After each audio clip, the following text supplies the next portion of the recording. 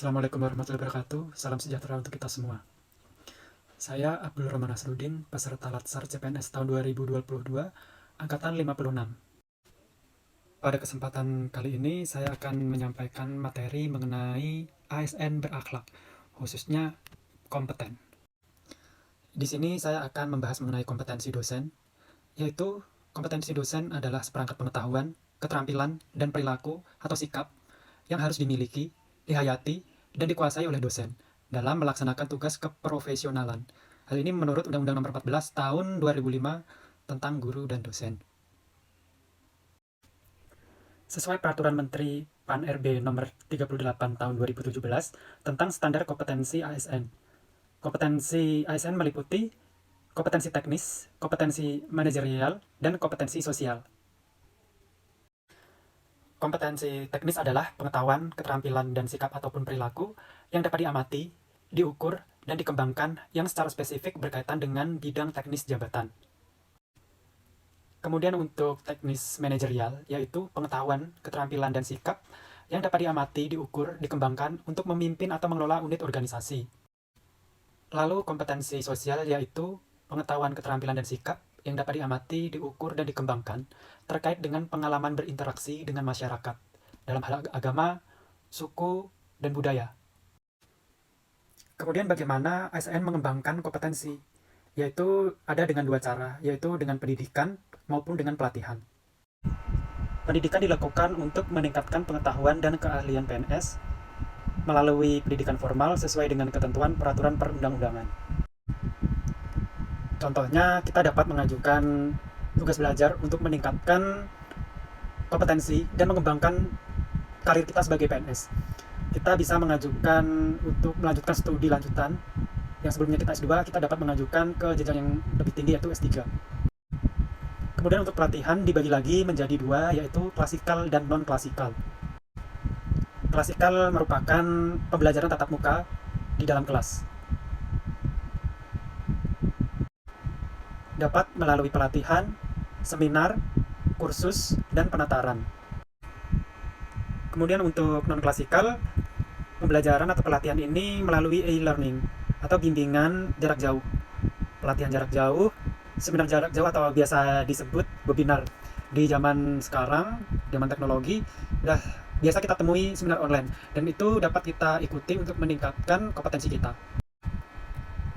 Selain itu ada juga magang. Kemudian ada pertukaran pegawai, yaitu pegawai PNS dengan pegawai swasta. Untuk waktunya yaitu paling lama 1 tahun dan harus dikoordinasikan dengan BKN dan LAN. Kemudian bagaimana perilaku kompeten? Yaitu yang pertama berkinerja dan berakhlak, yang kedua learn, unlearn, dan relearn. Kemudian yang ketiga meningkatkan kompetensi diri, dan yang keempat membantu orang lain belajar. Yang pertama yaitu berkinerja dan berakhlak, yaitu melaksanakan tugas dengan kualitas terbaik. Jadi jika kita mempunyai kompetensi yang baik, kita bisa memberikan apa yang kita miliki kepada mahasiswa kita dengan baik, dengan kualitas yang baik juga, dan dilaksanakan tugas tersebut dengan maksimal. Yang kedua yaitu learn, unlearn, dan relearn.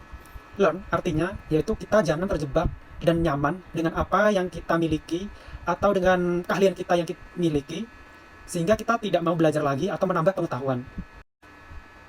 Kemudian untuk unlearn, kita perlukan untuk menyesuaikan diri dari pengetahuan atau keahlian lama dengan keahlian baru. Kemudian relearn, sebaiknya kita membuka diri dalam perspektif baru dengan keahlian baru. Yang ketiga yaitu meningkatkan kompetensi diri. Setiap dosen termasuk ASN, khususnya dosen, wajib memiliki sifat pembelajar. Artinya harus selalu belajar tanpa henti. Ada beberapa tips dan triks agar kita rajin meningkatkan kompetensi diri atau rajin belajar. Tips dan triknya yaitu buatlah agenda belajar. Kemudian tentukan gaya belajar. Bagaimana gaya belajar kita, senyamannya kita. Nah, kita bisa menerapkan gaya belajar tersebut. Kemudian istirahat juga. Jangan terus-menerus belajar, nggak kenal waktu, siang malam ngebut belajar terus, membaca terus sehingga kita kelelahan, akhirnya kita lupa istirahat dan sakit. Kemudian yang nggak kalah pentingnya yaitu hindari gangguan belajar. Di zaman sekarang banyak sekali yang dapat mengganggu kita. terutama saat kita belajar itu adalah handphone. Ketika kita belajar di samping handphone, mungkin kita akan lebih ingin mengecek HP kita terus, notifikasi dari media sosial, dan lain-lain. Kemudian carilah suasana yang tepat, yang dapat kita maksimal dalam belajar, sehingga apa yang kita pelajari itu bisa kita cerna secara maksimal. Dan jangan lupa untuk belajar bersama. Kita sebagai dosen tentunya banyak sekali rekan kita sebagai dosen juga. Kita bisa sharing dengan pengalaman kita, sharing masalah dalam pembelajaran kita, jadi bisa kita pecahkan bersama dengan rekan kita sebagai dosen. Sehingga apa yang kita pelajari dapat maksimal dan terpecahkan jika kita menemui permasalahan dalam proses pembelajaran kita. Perilaku kompeten yang keempat yaitu membantu orang lain belajar. Jika kita memiliki keahlian, memiliki pengetahuan lebih, baiknya kita sharing kepada rekan kita, kepada orang lain yang mungkin belum memiliki keahlian yang sama. Jadi kita bisa berbagi, bisa belajar bareng, kemudian saling tukar informasi dan pengetahuan serta keahlian.